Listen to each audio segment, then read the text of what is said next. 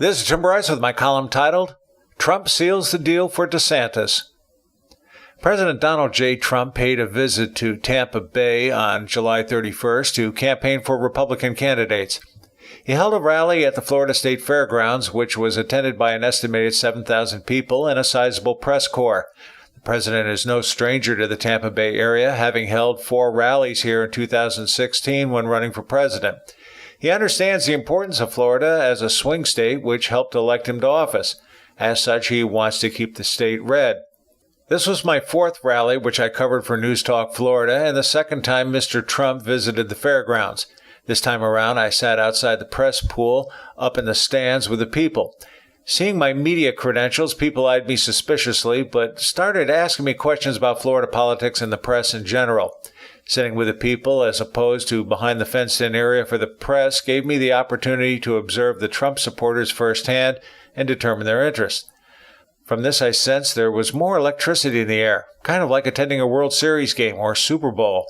I overheard one gentleman say, "Wow, this is better than a football game." During his introduction, the president recognized political leaders running for office, including Representative Matt Gaetz of District 1 and Representative Gus Bilirakis of District 12. Governor Rick Scott, who is running for the U.S. Senate, could not be there for the meeting, possibly because he wanted to appear neutral of the DeSantis-Putnam contest to replace him as governor. The president saved the bulk of his praise for Representative Ron DeSantis, who he publicly endorsed for Florida governor. In reality, the rally was designed to solidify Representative DeSantis' candidacy. Currently, the representative enjoys a 12-point lead in a Mason-Dixon poll and a 9-point lead in a Florida Atlantic University poll. The president's endorsement should propel him further to clinch the Republican primary on August 28th. Representative DeSantis, whose roots are in Tampa Bay, in Dunedin area, welcomed the president and thanked him for his endorsement. He went on to support Mr. Trump's policies on illegal immigration, which resulted in a "Build the Wall" chant by the audience. He was also opposed to sanctuary cities and Common Core and is a proponent of teaching the U.S. Constitution in the classroom. President Trump also made a plug for Governor Scott to replace Senator Bill Nelson, claiming, quote, "The only time I see Nelson is 5 months before an election," end quote. He also attacked the senator's voting record, claiming he had voted for Obamacare, against the recent tax cuts, and for sanctuary cities. The president appeared to be in good spirits and was pleased to report how the economy has turned around for the better. Specifically, he mentioned the gross domestic product was now up to 4.1%. There are 3.7 million new jobs since he has taken office. African American and Hispanic unemployment is at the lowest levels in history. The unemployment rate for women is at the lowest level in 65 years. 3.5 million Americans are off of food stamps. Oil production is high. For the first time ever, America has become an exporter of natural gas. The country will soon be the largest energy producer. The trade deficit was falling, and it was time to straighten out the trade deals. Although we talked about other things, it was obvious the president understands the importance of the economy as a sales tool for Republican candidates.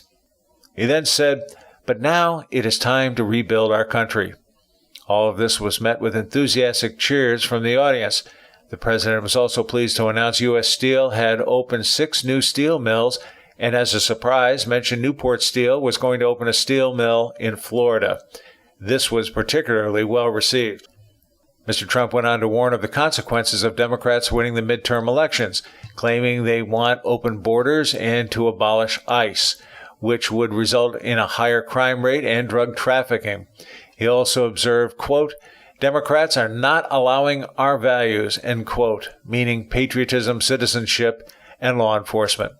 The president also warned of the Democrats' attempt to give illegal immigrants the right to vote in our elections. Quote, "It is time for voter ID," end quote, he stated, which was heartily endorsed by the audience. To me personally, the most interesting aspect of the evening was the eclectic audience in attendance, representing all walks of life, everything from young to old, blue-collar to white. Even though the Democrats claim to be the party of the working people, President Trump has been able to connect to the general public, including steelworkers, coal miners, people in manufacturing and construction, farmers, law enforcement, and of course the military and veterans. By doing so, he represents a significant threat to the Democrats who are moving towards a socialist agenda. Traditional Democrats should be worried for the future of their party. The president also took his customary potshots at the fake news media. In response to their criticism about his avant-garde behavior, he said, quote, "It is a lot easier to act presidential than to do what I do," end quote, implying his results orientation.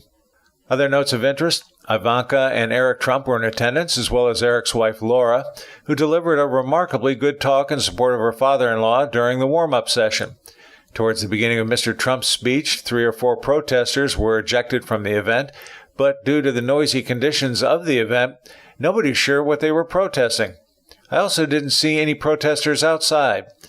They may have been there, but they certainly were not as visible as the handful who were there in 2016.